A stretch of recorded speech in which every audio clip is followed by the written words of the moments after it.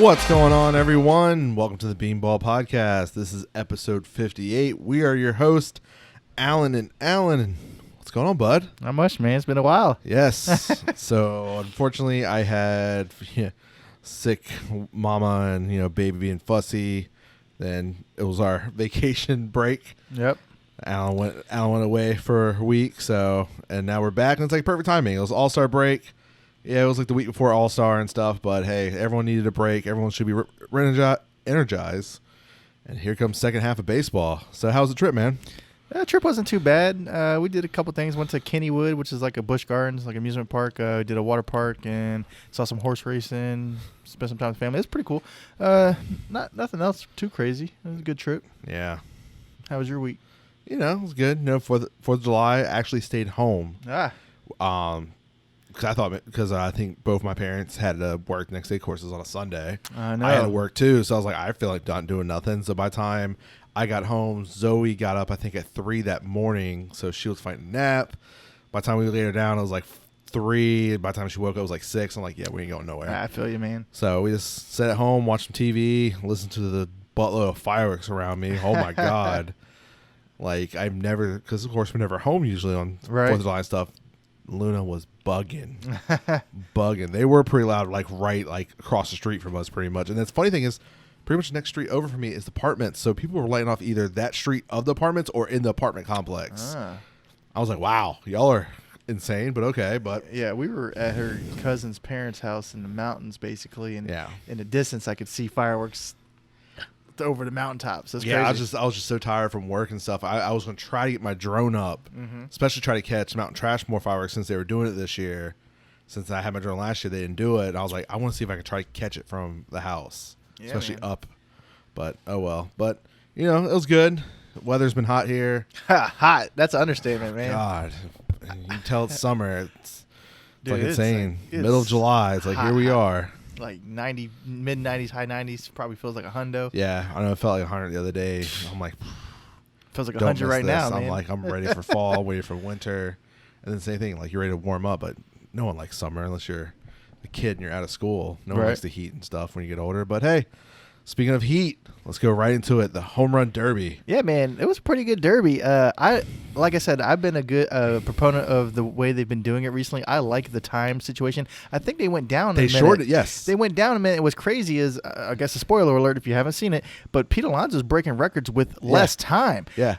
So I like it. I think it was a 2-minute first round, right? 3, and then you got the extra. So it used to be 4 minutes, and then you got the extra time. This one's 3 minutes with the extra time. Which I get it, because when they did it with 4 minutes, people start getting gassed. Yeah. 3 minutes, and then if you hit a ball at least 475 or 479. Yeah. Well, y'all got the extra 30 seconds. Yeah. And if you got the over 475, you get an extra 30 seconds. Exactly.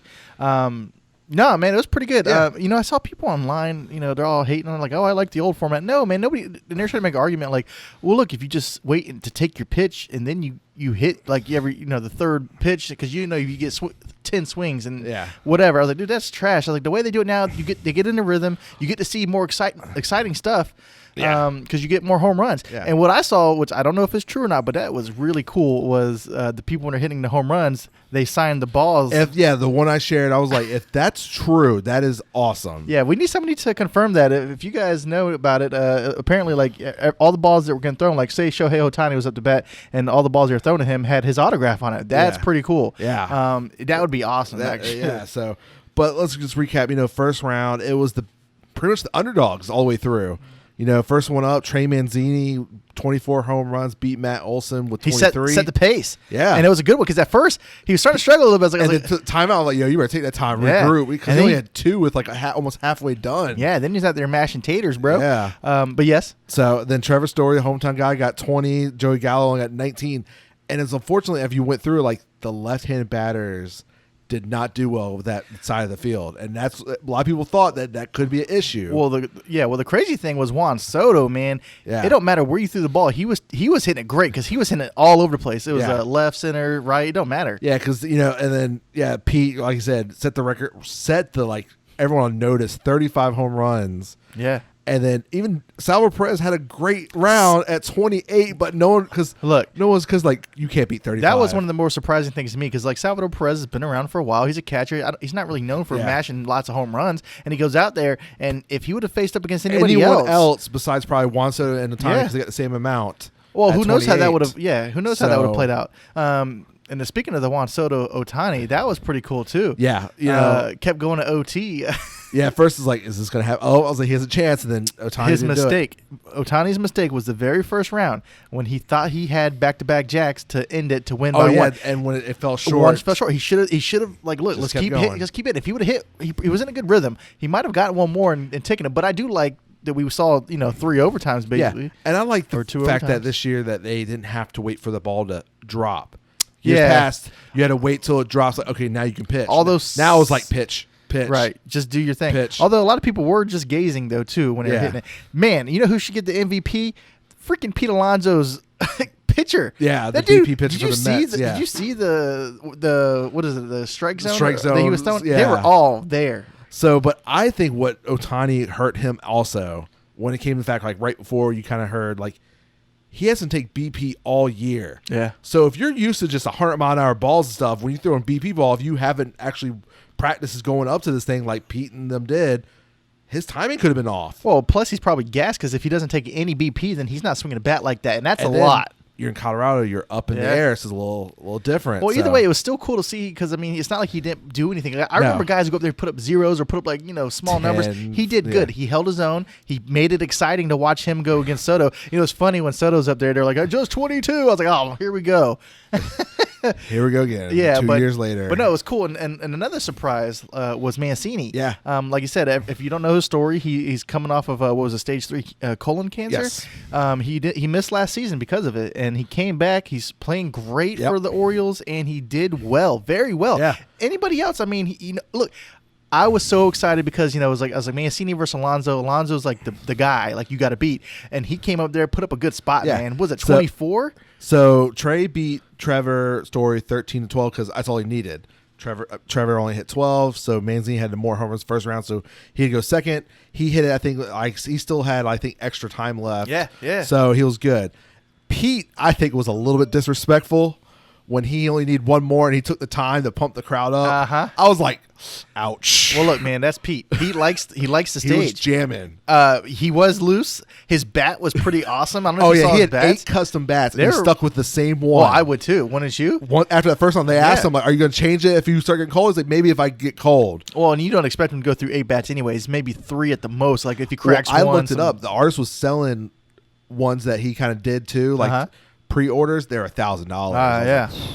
But that bat was sick. I had to check that out was the pretty price. Cool, man.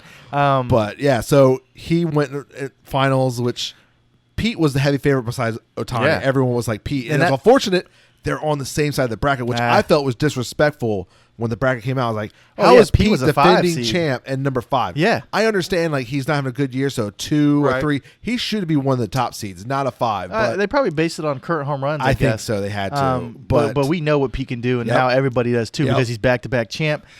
He did great, and you know what?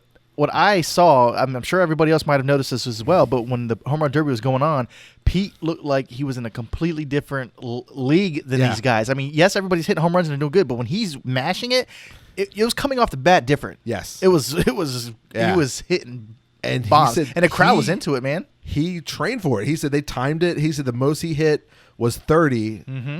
And he said when Walker came out during the first break of the first round, he said, I need 35, and that's what he got. And which set a record.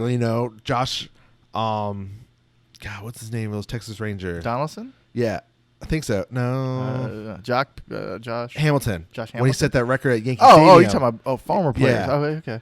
And, Pete did it in a time, not a 10-out limit. He beat a record that is a 3-minute time frame plus extra. But I think there's more balls. There's more to hit. But he had one of the best. I'm saying there's a disadvantage for the guys who had to swing with the 10 outs because you had to be selective and you had to hit bombs at a time. And then, now that pitching coach that Pete had is 2 for 2 for home run derbies because he was Nomar Garcia-Parra when he won. I'm just saying, if you would have gave Ken Griffey Jr. 3 minutes to swing, we'd be in for a show. Oh, dude. And everyone's asking Pete already, like, you come back next year in L.A.? I don't see why not. Because he wins it next year, he's tied with Griffey. Three-peat. With 3. That'd be dope. Yeah, So, no, it was a good one. And like I said, I was really surprised that Mancini did so well. And It's crazy because we see the kid, we see him when he's here for the Orioles or for the Tides playing in the AAA system. Like, one of these days this guy might get up there, not knowing that he could be up there and making a name for himself. And it was cool that his pitcher was his old pitching coach. Yeah. And he told him, like, he pitched when they did home derby back in college. Like, if I ever get the chance to do the home derby in the major league, I'm definitely calling you. Very and when cool. he got the invite, he called him, and he was like, "Are you joking?" If he gets the invite again, he's gonna. So it was a good job. Yeah. So congratulations to everyone. And man, I really wish, like I said to you, like I wish we lived closer because the Monday through Thursday, 80% off since Pete won for ticket prices. That's crazy. There was limited sections, but when I looked it up, $8 tickets we could have with been there 80% off. Yeah, I was been like, there every game. Yes, please. But congratulations to Pete for being the back-to-back champ. And we'll see if you can do it 3 times in a row or maybe take a year off, but still. But yeah, man, congrats. So the All-Star game, man. All-Star game, yeah. So many young stars. Yeah. So many. A lot of youngsters. It was the year of the youngsters. Yeah, which, it's good to see. Yeah. The tide's turning. Yeah, it was 42 first-time All-Stars this year. The only thing I didn't like about the All-Star game is that the AL, again, reigns supreme. It's like 8 in a row. 8 in a row now. Man, 8 in a row. And if you look at it, like they said, they even mentioned it during the game. It's like it's a game of runs. Yeah, because it was like American League for those certain years. The National League took it for years. But it's been a lot of years. And then now American League did it again. It's like, can we get like a mixed match? Like it has to be streaks. Can the National League at least win one? And what you think is weird because if you looked at the rosters, the premium pitching is in the National League right now. I know. So how did and my thing is, why did you have pitcher go out for second inning and Corey Barnes, and that's when he got the hits against them? Look, man, I was surprised that Ohtani was still on the mound to start the game because after doing the home run derby, he was gassed. You got to be gassed. And then he was pitching before of it to get warmed up for his stretching for the next day and to lead off the game. He got 2 at bats. So you guys, you got to change my mind because right now I'm thinking Ohtani is like Mike Trout status right now. Like he's everybody's out there watching this guy. Like, hey, what can he do? Especially the All-Star jerseys, they're auctioning them all off. I know right it was now. like over $100,000. I haven't checked today to see exactly what it's at, but yeah, it was over $111,000 for Ohtani. Everyone else was like 1,000, 2,000, a couple hundred. Ohtani is 6 figures for a signed authentic jersey from his first All-Star game. Which, yes, if he turns out to be the guy, that is going to be worth a lot of money. Well, there's a good argument right now because right now he has been doing his thing. Think about it. He's got 33 home runs in the first half? Yes. Yeah, I think he ended up at 33, yeah. What if this guy finishes with 60 home runs this year? When he got to 30 before the last weekend, he was on pace to hit 60 home runs. That's what I'm saying. Okay, let me just put it in perspective. What if this guy gets 50 freaking home runs this season and pitches a 3 ERA? That's what you dream of as a club to have on your team. Yeah. I'm just saying, to think about a guy who's not just focusing on one position, he's actually crushing it in 2. So it's pretty crazy. It was cool that he got the start. I didn't like Max Scherzer getting the start, but I understand where Dave Robertson coming from because, they didn't get celebrated last year because that's usually, the All-Stars that, Nationals coaches come to be the manager. They didn't get that chance, but it's all right. But I'm like, someone should have got it who got not the reserves that he brought in after he replaced someone. I agree. But it's whatever. I mean, Scherzer did the same, but, I agree with you 100%. Somebody else should have started because just... My thing is that you're telling me if Jacob deGrom did go, you would have picked Max Scherzer over deGrom to start the game? I don't think so. No. You'd have had riots. Riots. Because it happened 2 years ago when it was in D.C. They picked Max over deGrom. Everyone thought deGrom should. But I get it. But deGrom was first out after Scherzer. I get it because it's in D.C. Yeah. That's what I was like, okay, I understand that. Like if you had a Colorado pitcher who was crushing it, absolutely top 5, you probably would start him too. I'm not against that at all. But somebody else probably should have got the nod. I think so, but it's cool. It's whatever. But but then Vlad Jr. Yeah. One of the best players in the first half of baseball. Yeah. Hit the home run. Didn't he hit it while they were talking to Tatis Jr.? Yeah, we would. He's like, oh no! And he just turned around. Everyone stopped. They knew it. Yeah, no, it was a good hit. Great hit. Yeah, 468 feet. Yeah. It's a bomb. Yeah, man. Vladdy's great. He's just like Daddy. He's doing his thing. He's having a great season as well. He's gonna be big things, man. Yeah, and then he got another RBI with a fielder's choice. hit, and I think what was it, the 4th inning. So he he was one, the clear MVP on this one. Oh yeah, 1 for 3. 2 RBIs out of the 4. Yeah, right. It's just not enough guys getting a lot of opportunities to make any more moves than what he did. Because what he did was the only thing you could say was worthy. Got the lead. Got Ohtani technically the win. Yeah, Ohtani got the dub and the 1 inning pitch. Yep. and then you got 2 RBIs out of the. I think they scored 4 or 5. So, hey, you do what you got to do. Daddy's a proud papa. He's got to be, man. So, Vlad's gonna be great. I loved his glove for the All-Star game. Him as a kid with his dad during the All-Star game and his glove. I'm like, that's nice. The jerseys were trash. I couldn't believe that the Futures games actually said National League and American League a lot, and I like those a lot better, the colorways, than what we got for the big game. Some people say it grew on them, finally seeing the players in them and stuff, but still, I didn't like them. I don't like it, man. The more I looked at it, the more it got worse and worse. I was like, I just like staring at it like, let me just look at it again. It's like it's not a button up. It's like the 3 top buttons or something. And maybe nothing saying that you're National League, you're American League. It was hard. It was just colors. Like it was okay, cringeworthy, man. Yeah, I didn't like it. I really didn't. So I really hope next year in LA they better be some way better jerseys if they're going to keep this up with their wearing. A jersey. What's funny is that we're talking about this record-breaking jersey that's autographed by Shohei Ohtani that people are paying for. Just imagine if it was a better-looking jersey. Man, so. But I thought another video I saw cool. I don't know if you've seen it. I don't think I sent it to you or tagged you in it. Right after JT Realmuto hit the home run, I think, what was it, the 5th, I think, or 4th, to cut the lead from 2-1, something like that. Okay. He saw a young kid, Phillies fan, by the dugout, told him to come over and handed him the bat that he just hit a home run with to the fan. I'm like, that's the little things that we love in baseball, the romantic side of baseball. Oh, my gosh. I was like, you just made that kid's day. He was just made his shocked. day. He's going to have that thing for life. I was like, yo, you're a Phillies fan at an All-Star game, probably getting spoiled already. And JT hit a bomb and gave you the bat he crushed with? Yeah. That bat is going to bed. He probably slept with that bat that night, man. That's great. And speaking of the All-Star, the whole thing about them stopping possible mass shooting. I know. I'm like, yo, were y'all that butthurt that Atlanta didn't get the game? I'm like, what was the motive? Of course, there's no real information. Well, it yet. doesn't need to be a motive, but we don't know. I mean, are they even charged? Because it's probably not illegal to hold guns with you. It's just all speculative, and it could be. I'm not going to say it was or wasn't, but if it was, I'd have to say is maybe due to COVID, they haven't been out a while, and now people getting bored. And when people get bored, they do stuff, crazy stuff. Three people were arrested. 1 girl, 3 guys, over 1,000 rounds, multiple guns. I got to see what kind of guns they are. I didn't really pay attention. But 1,000 rounds doesn't. It's not a lot if you really think about it. Because if it was say there were 22 long rifle, I mean you get a box of 500 at a time. Yeah. But yes, I bet there were probably bigger guns, which is why I alerted her. Apparently, the maid alerted authorities. Yeah, absolutely. No, good for her. Apparently, they asked to change rooms for the better view. Oh, okay. And stuff. Okay, well then, now it's starting to make sense. I'm like, oh, they were trying to.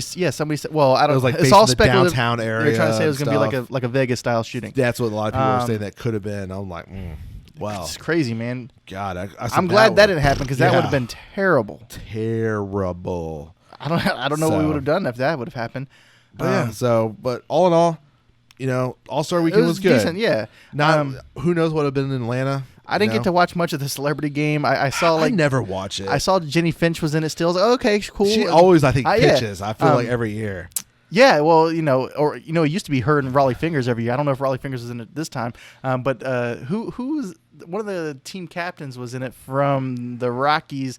Was it Jim Thome or something? But he didn't get to play because I guess he was injured or something.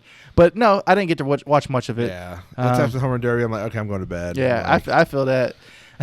But no, it's good. It's weird because they got to tape it and they kind of fast forward through it because it's right after the Futures game, and they showed after the home run derby, but it's whatever. So, all right,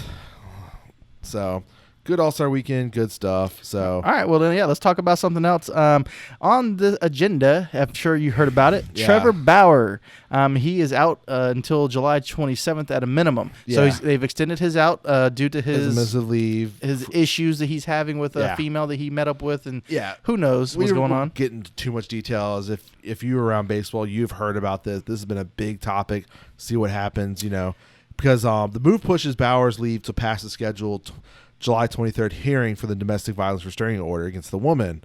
So Major League Baseball and the police conducting separate investigations. So we should all know by the time he's eligible to come off that list on the 27th to what happens further. So, of course, the incidents happened back in May 16th. Well, I guess the second one happened back in May 16th. So what do we think about this in the ball club, man? Is this affecting anything? Are they dragging? If what everything is said, like multiple players have said, like they asked Max Muncy at the All-Star game was like, if we're down someone, we have enough players to step up. Which they do. Yeah, they didn't even need him in preseason. They have plenty of players. They have Price, who's been a reliever, to fill in. They could. Absolutely. Apparently, a lot of players have been unfollowing him. Wow. On Instagram and stuff. Like, they've been like kind of separating themselves from it. So it's very interesting. His teammates? His teammates. Well, that's not good, because that means you ain't got your teammates back and you're alienating him. And some people are like, expecting him not to be back this year. Wow. If it comes to where information does come out, like some of this is true, whatever. Well, I guess the Mets dodged a bullet there then. And someone said we dodged 3 bullets because JT's been injured, not having a great year, even though he made the All-Star game. Springer's been hurt majority of the year, and then now this with Bauer. The top 3 free agents from this past year have been down years, and Mets have luckily missed all 3 of those. Yeah, even though the Mets have still been injured themselves, we've been holding our own. And our catching situation is pretty solid, I think. There's nothing crazy that I think that needs to be adjusted. And then we didn't get Bauer, but we got Taijuan Walker, which was an all-star for us. Great, yeah. So, hey. All right, so that's good. We'll see what happens. Yeah, whatever happens with Bauer, we'll let you guys know. I read the article on the Athletic, so if her side of the story is true, it's like, okay, when the first time it happened, why'd you go back the second time? Exactly. So I don't know. Maybe she gave him the benefit of doubt, but of course he's saying that everything was consensual. So we'll see what July 23rd when the hearing comes out. Yeah, he has to be there, but he don't have to say anything. Yeah, we're not going to talk on it because we really don't know too much about it. But we'll let you know any news. It's all that comes hearsay. out One saying that it was consent, one saying it wasn't. Yeah, it's right now. We'll see what the investigations say and stuff like that. So before we go into more topics, take a quick break. We'll be right back. All right, and we're back. So, of course, most of y'all probably have heard right before the All-Star break the terrible injury and news of Ronald Acuna Jr. happened. I believe I was watching the Mets game and kind of like, ooh, apparently Acuna's down in the outfield. I was like, okay, I'm switching games to go back to it. Yeah. And when I went to watch him, I'm like, oh, he's done. Yeah. When you slow-mo and saw that knee, I'm like, he is going to be out for a while, if not the whole season. And sure enough, we got confirmed that night after MRI that his ACL was torn. How he was holding it and so much in pain, I was like, it's not just a hurt. He tore something. It was just like, what muscle did he tore? So what was he doing? I'm sorry, he was running after the ball. He jumped for the ball to try and make a play, and then just landed like all his weight on one leg, so the knee just buckled and went down. And that's of course, the guy got it inside the park home run. But that's too bad, man, because Acuna is like one of the best players on that team, and I don't know if they'll be super competitive without him. No, I mean, I think they're still good, but he is a key player. Freddie has stepped up, which is the story of his son telling him he needs to step up so he can meet Vladdy. Not Vlad, but Tatis Jr. Okay, so he can go to All-Star again. That was hilarious, but Freddie has been stepping up. But this is the other guy besides Ozzy, but. Man, this guy, you're missing that home run power lead off. Of course, getting on base by every hits. He can hit all the time, too. But he has the power to end games, the difference maker. Yeah. And now he's out. It's like, God, I was like, this is going to be dramatic. And it's a season where the Braves could compete. So it's they're tough. coming off losing Game 7 to the eventual World Series, which they probably should have won that series to be in the World Series last year. Like, you were that close. And then you add more pitching with more, and you're like, okay, this could be the year. Everyone was a little down. The second half, they were technically only 4 games behind the Mets for first place, and then you get this injury right before All-Star break. Yeah, man, it's a really tough one to bite. But now that we're talking about the Braves and how we say they could be competitive, where does this leave them? It was a lot of question marks, because especially with you're talking. Never a dull moment in here, man. Oh, got caught in something. Little spider web. But, they're saying 9 to 10 months. If you look at that, that's going into early next season. So, unfortunately, you're probably going to miss maybe the first month of the season. So then they got to call in, and of course, right before, I guess, the All-Star break, Cubs went on a losing streak. Everyone's like, well, they have now went to contenders, 2 sellers at the deadline. Yeah. It's not like who is how many they trading. Exactly. Well, they did one. Atlanta struck a deal. Yeah, didn't they get rid of like a number 12 prospect or something? So they filled the void of Acuna because Acuna, of course, is playing right field. They got Jock Peterson to fill that role for the rest of the season. A good pickup. Yeah, not bad. Just had the All-Star break. Still the trade deadline. And like for a prospect that they're number 12 in the organization, he's only been high A this year. And he's only batting .207. Yeah. So this was just adding to the farm system. You're going to save some money because you're not doing well. Yeah. Now that their sellers are just going to have to be a build a team. Yeah. Just add depth to hopefully make them some building. So, but yeah, Peterson's having a solid year at 230. 11 home runs, 39 RBIs, 35 runs. And like I said, and with the right team, he could start getting hot because the Braves are a pretty solid team as well. Yeah. And Jock, he can do it. Yeah, he can. He just came off a World Series victory with the Dodgers. It's not a bad replacement, is what I'm saying. It's solid, and it's like, wow, so quick. Because exactly. What are the other options? Let's see. If they wanted to, they could try to go after Cespedes, who's sitting around, or like the Mets are even talking about, which I'm surprised. Well, that was when all the injuries happened. They called him and asked, and he didn't want a minor league deal. He wanted major. Exactly. But or even Puig. But and you're thinking about the other outfield candidates, it was probably where they wanted more prospects. Yeah. So since they only got this guy, it's like, okay, look, we get Jock, and they're paying their whole rest of his deal, which I think is only like $2 or $3 million for the rest of the deal, which is not bad. Well, it makes sense because think about it. If they're trading away a prospect, Braves are trying to set themselves up to win now. Yeah. And they don't need a prospect. They don't need him. They got their team. Yeah. So Jock Peterson, a guy who can plug and play, is a perfect spot to get. Yeah, it was a good trade. Yeah, because it's not like they had Ozuna to replace Acuna. Right. Because, that's missing still. We haven't heard much for that. So, but man, at least they got someone quick before the season started back up. So I don't know. I didn't check to see if he's there today. He might not. If anything, you're talking tomorrow. Get used to the team. Yeah. So, but even if he was there tonight, I don't know if they'd put him right in. Who are they playing this series? I don't even know. I can look it up real quick. But, I was like, oh, wow, first trade already. I'm like, we were 2 weeks away from trade deadline, and we already got Cubs selling one. Exactly. I'm like, okay. Let's see. Miami.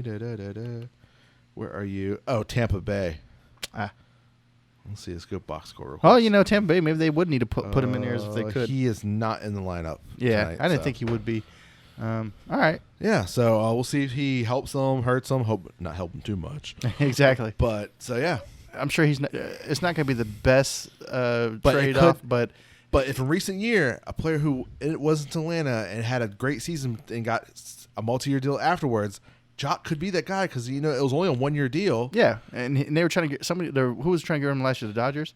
Dodgers traded him before the season, before the failed whatever. To who was it he was going to? Yeah. Oh, is that the one that fell through? Mm-hmm. Who he went with? Oh, it was like a big trade, and they kind of they fell through because. Oh, he was going to Angels. The Angels. That's what it was. Okay. Yeah. They had to rework it and stuff. Yes. Look, if he has a decent year, which I think he will, he should get a good offer. Yeah, I think so. So we'll see what baseball and then good old collective bargaining agreement does from there. But let's see. But it's time for the mid-season awards. Talk about how we've been doing this mid-season, the biggest ones, who we think and who so far surprised us, who disappointed us. So we'll go first thing, the biggest surprise team. I think most everyone got this is, I think, the San Francisco Giants. You think the Giants? I think the most surprising team for me. The most surprising team for me is the Red Sox. I can see that. They're 55-36. They're leading the division over the Rays, Blue Jays. Because I thought the Yankees could be there. I didn't think the Red Sox would be that high. I knew Giants would be good, but not beating the two superpowers of Dodgers and Padres and having the best record in baseball. You're right. No, absolutely. The Giants, if I had to pick a National League, then yes, National League Day would definitely be there because you got Slam Diego and the Dodgers below you. Yeah. And you got the Giants with a struggling Mike Yaz. Yeah. Yeah. No. A bunch of veterans who just put it together. You thought, okay, they can make a playoff run, maybe try to get a wild card, but leading the division, then that means you're forcing possibly the Dodgers and Padres to fight it out in a wild card game. Yeah. No, good for you, Giants. Yeah.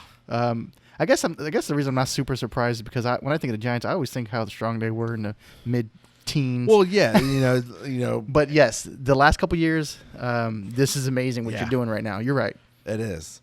So, but with all the talent in the AL East as well, I do think the Red Sox are pretty impressive. Yes. And it's funny that, 1 year removed, you went from, you just had the number 4 pick in the draft, got your coach back from a year suspension, and by golly, you're good again. That's what I'm saying. Yeah. No, it's pretty good. So the best team, this one was hard for me. And I still selected the Dodgers, even though they're not winning the division. They're 2 games back of the Giants, but they're still the defending champs. They're still 2 back, having a stretch, and then, of course, like missing Bauer for what I think a start or 2 now and stuff. Who knows? But they just pick up where they're going. They're still only 2 games back, and I don't think they're going to be 2 back for long. I feel like. Okay. Like I was tossing with Giants too, since I did, but I was like, yes, they have the best record, but are they the best team? I think they've been putting streaks together. Yeah. But I don't think they're the best solid team. Well, in my opinion, the best team, even though we're all disagreeing or on different things, is the White Sox. They're up there too. They got a new coach, La Russa. I don't know if you can take all the credit because I feel like the coach last year did set him up. Only thing they did with La Russa is adding Lance Lynn, which has been a godsend again. The thing that I think the White Sox do need to work on though is winning away. Yes. They're barely over 500 away, but at home they're 31-14. That's the biggest thing. You want to get a good record away, and then just obliterate at home. Yeah. Now the biggest thing with White Sox is they're about to get their 2 young stars back. Exactly. With Roberts and Eloy. So it's like how well they do when they come back. How do they kind of wave them in and stuff? So it's gonna be very interesting. And if they don't miss a beat, then yes, they're gonna be a tough team. Very dangerous team. I think that's why I picked them to be a World Series pick for the AL. Yeah. Like I didn't know Lance Lynn was gonna do this well. Like I knew nobody did. 3.4 ERA. I figured that's what Lance Lynn does, but not a. What has he got? A 1 point something right now ERA? I'm like, Lance, what are you doing? Yeah, man, I definitely like what they're doing. Yeah. So, yeah. I think the biggest disappointment or next category is easy. The AL favorites is just 8 games back from the Red Sox, the New York Yankees. I mean, there's still time to turn it up. There is. But, yeah, that's got to be the biggest disappointment for sure. Yeah. You're talking about you're the high on odds favorite going into the season to go to the World Series, and you are 8 games behind the 4th place in the AL East. Yeah, that's not a good spot, man. If that doesn't change, that coach's Boone is gone. Yeah, everybody else is basically where we thought they would be for the most part. A couple surprises, but Red yes, Sox the Yankees is the biggest. Switched, yeah. Yep. Like no big shockers. Maybe I thought maybe the Twins would be a little better, but they're not. I thought still not a big shocker. Yeah, but the Yankees is just the biggest disappointment. Now here comes the debatable categories, as some people can say. Yeah, very debatable. The NL MVP so far. It's tough. You look at 2 players. Mm-hmm. One's a pitcher. One's a position player. Yep. And for what he did early on, besides the last 2 starts, I have to give it to DeGrom. Oh, yeah. It's when you have just above a 1 point ERA. Unfortunately, if he could have started or did a couple innings on Sunday before the All-Star break, 2 maybe lower at 2 sub 1 or at 1, but 1.08 going into All-Star break has been one of the lowest times since the All-Star game has started is insane. Especially when you're second in MLB in strikeouts when you have 3 less starts than everyone else. Yeah. It's like that's how dominating this guy has been, except for his last 2 starts. He's given him a couple home runs, but still. Yeah, no, I think he has a great argument for the NL MVP. There's other guys that we could say. Tatis was my other one I was thinking. Tatis is doing great. Somebody I liked is kind of a dark horse. I mean, he might not be favored, but he is up there in a lot of categories. Is Trey Turner, man. He is doing his thing. He's in the top 5 in like batting average and stolen bases, and he's up there. He's got 17 home runs, I think. But yes, if I had to pick somebody today, DeGrom is my boy. And then Nick Castellanos is doing great and stuff. Yeah. So we'll see if they can keep it up. So yeah, it's gonna be a tight race. Can't we see the second half? If DeGrom keeps it up, then I think it's gonna be kind of hard not to give it to him. But we'll see. Okay. Yep. So the next category would be the AL MVP. Unfortunately, I'm sorry, Vlad Jr., you're having a great year, but we already talked about this guy. Ohtani has been on a whole different level. Yeah, this is if anybody's year is a year when you have the broadcasters comparing you to Babe Ruth, and you're doing what you're doing, I don't know what to tell you, man. It's Shohei Ohtani. He's got to be. I kind of feel bad if you think about during the juice era of, the year of the home run race, Barry Bonds had one of the best career seasons ever. No one talked about it because of the home run race. Yeah. I feel like that's what Vlad's going to do because what Ohtani's doing on the mound and at the plate. Right. Right, and it's crazy because if you think about it, I'm not sure where you're feeling on your Cy Young Award winners, but we're at a point where two pitchers could possibly win both awards, and for different reasons. Yeah. Because DeGrom is so dominant on the mound that how can you not give it to him for both categories? And Shohei's doing it because not only is he, I'm not saying he's going to win the AL Cy Young, but he could potentially win MVP because of his pitching. He's leading the home runs. And he's killing it in the bat. Unfortunately, with the bad team. Yeah. He's the best pitcher on that team. Just think if Trout was healthy right now, man. We might be talking something different right here. Yeah, because he might have more RBIs because most of his home runs are solos. I know, man. But what I'm getting at is they could be winning more games, and they could potentially be leading, which would have been another topic. Yeah. Which would put more light on him. Yeah. But anyways, who do you have as an NL Cy Young? Obviously, I'm assuming DeGrom. Yeah. Okay. It's not like we just said if he keeps it up, there's no doubt about it. Fortunately, like they said, the All-Star game when they picked out, there were 16 National League starting pitchers who have a sub-3 ERA, and 10 of them didn't go to the All-Star game. Exactly. I'm like, that hurts because I couldn't believe Taiwan didn't get it, but when they said that, I was like, oh, that's right. There is a lot of them this year. I'm like, ooh, that is a tough one to crack into. So the American League was tough. I had looking at two, and I'm like, you know what? Right now, I'm giving it to Rendon over Lance Lynn. Wow. Very small margins, even though the ERA is a little better for Lance Lynn. But with the whip, the strikeouts, and the average is better for Rendon. I feel like Rendon came from, possibly, a minor league deal. Yeah. No hitter. And now being one of the best pitchers in the American League. So it's a great story right year. Yeah. So between Lance Lynn and you got Carlos Rodon, I'm giving it to Lance Lynn just because of the wow factor right now. It is. I feel like this could be what Houston was a couple years ago when they had Verlander and Cole. Yeah. Had those 2 great years and how it's going to come so close. Which is crazy because the White Sox are doing big things. That's the team to look out for, man. That's the team to look out for. Because Rendon was an after effect. He was a minor league signing because you thought, you got Giolito. Mm-hmm. You have Lance Lynn now, and then, of course, you have Dallas Keuchel as your 1, 2, 3. Now you got Rendon that's having a great bounce-back career finally after multiple surgeries and stuff. That is your possible 4 guy. Yeah, man. He's going into a playoffs where you're running away from the division. You have the biggest division lead in baseball right now. Yeah, and Rodon you're not going to slow down. Rodon is top 10 in ERA, Ks, and WHIP. Yeah. He's tied 22nd for win-loss, but that's not. We know that don't mean anything. Because right. Look at DeGrom. Exactly. So yeah, man, they're doing their thing over there in the White Sox organization. It's gonna be tough. I can't wait to see if they can keep it up and see how the votes come down. Just like with Verlander and Cole, it's like, okay, how close was it? And it was like very slim margins. They were like split on first place votes. I just hope that this whatever rest DeGrom may have gotten over this weekend or this last couple of days, I hope that helps because the last couple just over a week because they're assuming that he's gonna pitch Sunday. I'm just saying the last couple of outings, ever since he started having a little bit of shoulder problems, he's starting to give up a little bit more runs.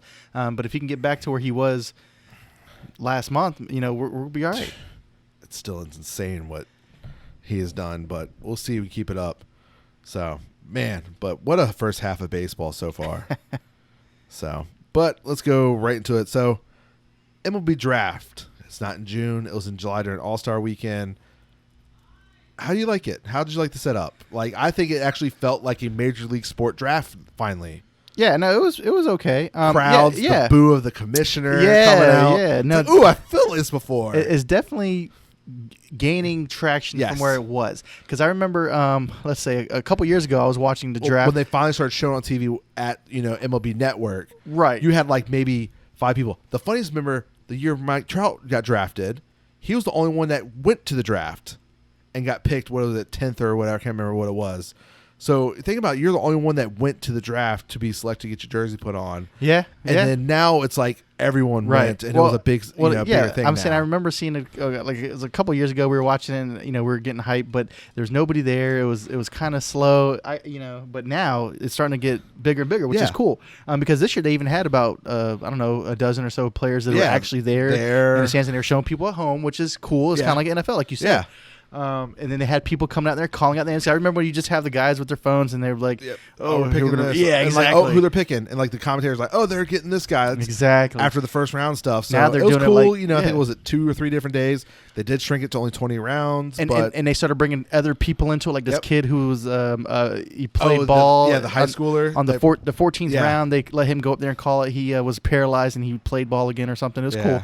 But yeah, so what I did like was the Mets with the number 10 pick found their way to getting Kumar Rocker. Yeah. Yes, man, from Vanderbilt. The dude can hit a hundo. He was on a great team. I mean, obviously, I would have really liked to get Al Leiter's son, but Jack Leiter. But Kumar's crazy. He's got all the strikeouts. Although he was a workhorse, they used him a lot. Yeah. Maybe he might need a little bit of rest, but we might be able to see this guy in October, man. I don't know. He could be a relief guy, or if we get some injuries just and we need 3 outs, maybe. Knows? I don't know.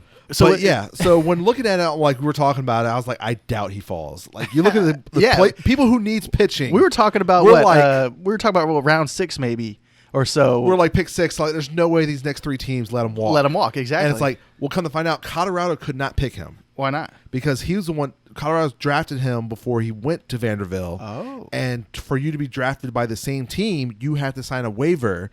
And he refused to. Wow. So I'm like, so that literally left what we were talking about, Kansas City and then Angels, and they both passed. Which is weird because the Angels... Which will go right to our next topic, with Angels selecting 20 pitchers and with all 20 of their picks. So you're telling me you need pitching.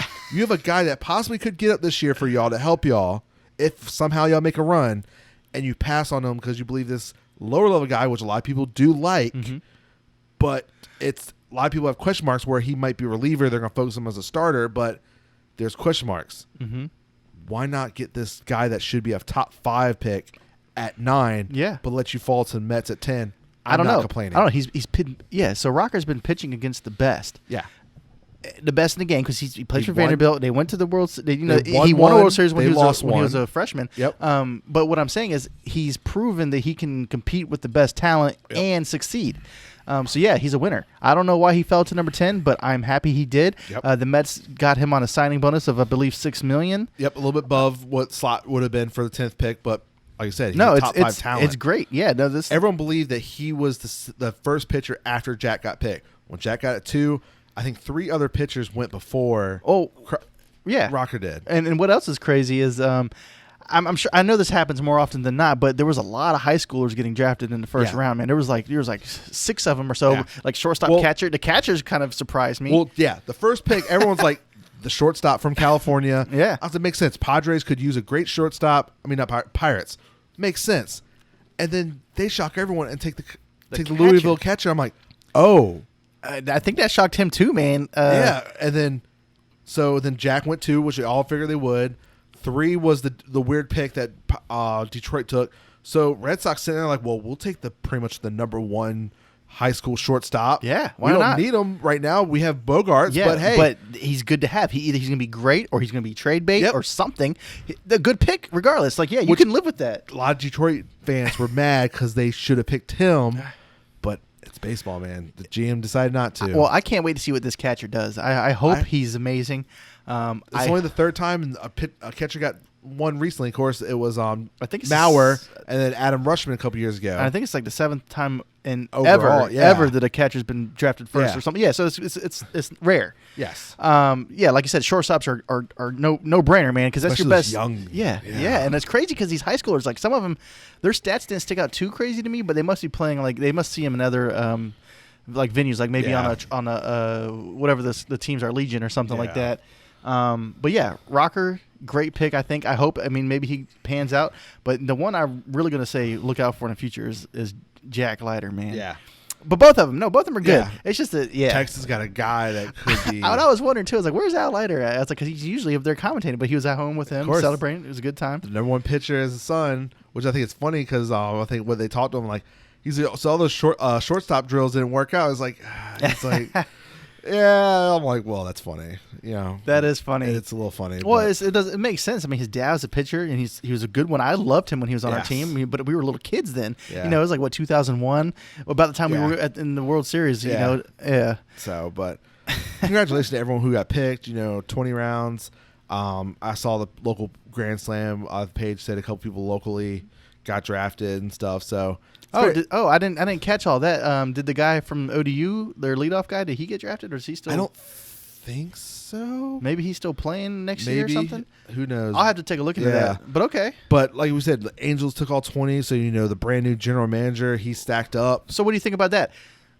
I'm okay with it, just because. Well, I hope they have position players in their farm, but you can never have too many pitchers. So I think if I remember correctly, of course, last year was weird, with only 5 picks, but. In 19, I think they said they ended up taking 18 pitchers. Mm-hmm.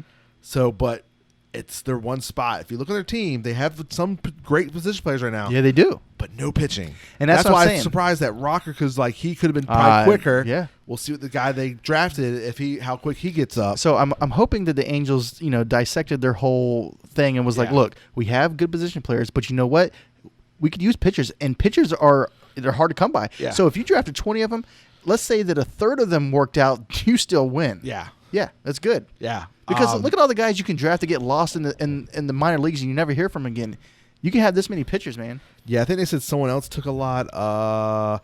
Cleveland this year took 19 pitchers out of their 21 picks that they had. So, but still, I guess it was a pitching deep draft this year, I guess. But good for them. So hopefully that works out for Angels. So.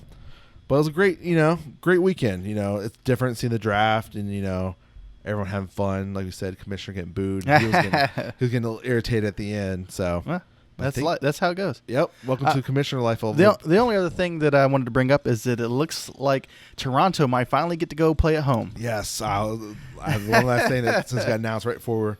Finally.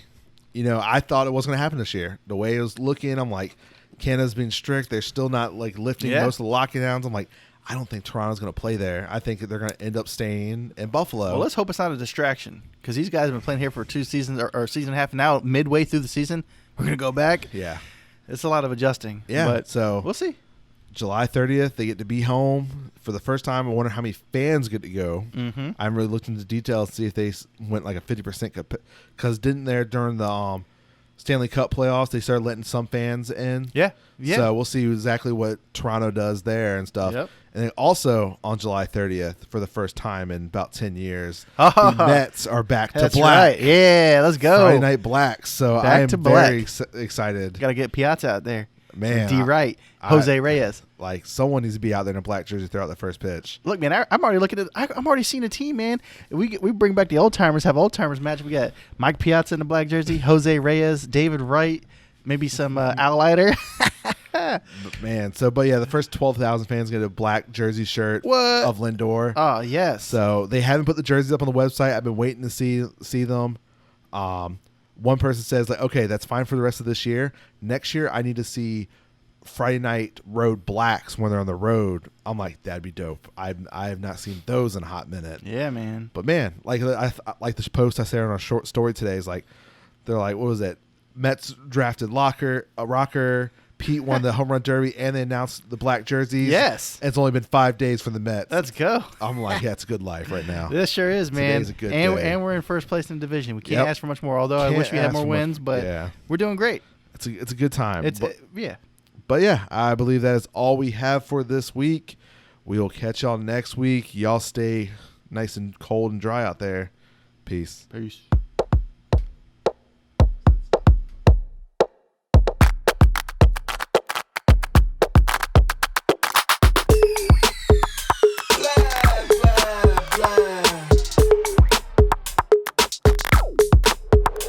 Okay, all right.